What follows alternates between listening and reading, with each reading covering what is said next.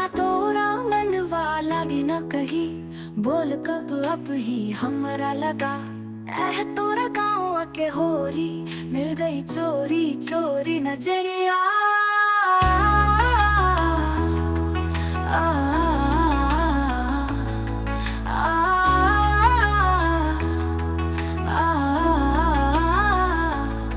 तोहारे चक्कर में मनवा रात भर जागे, मनवा के दिल किले जोड़ी।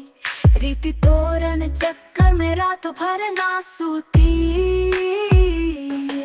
पग पग पे लागे तोहार छवि, रंगवा चढ़ल बा तोहरी प्रीति। दिलवा के धड़कन कहे के बात, तोहरा बिना के हो नहीं खेपी।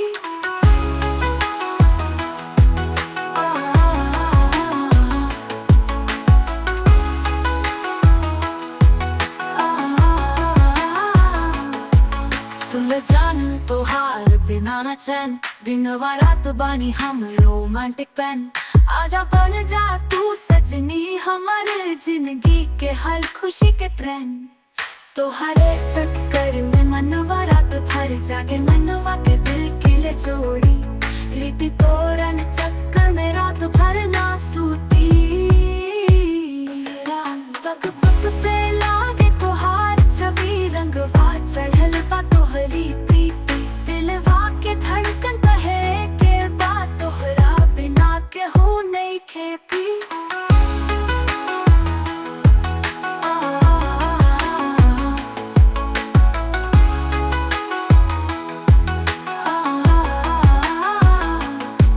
पग पग पे लागे तोहार छवि, रंगवा चढ़ल बा तोहरी प्रीति। दिलवा के धड़कन कहे के बात, तोहरा बिना के हो नहीं खेपी।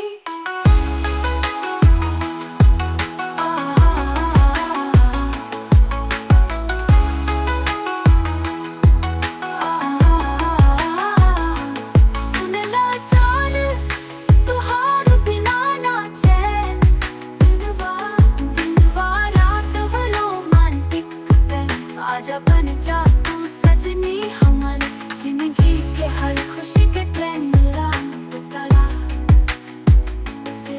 रूप तोहर चंदा जैसन लागे, बात तोहरी दिलवा भेदे। भईनी दीवाना हम तहरे खातिर, सपना में रोज तू लेके खेले।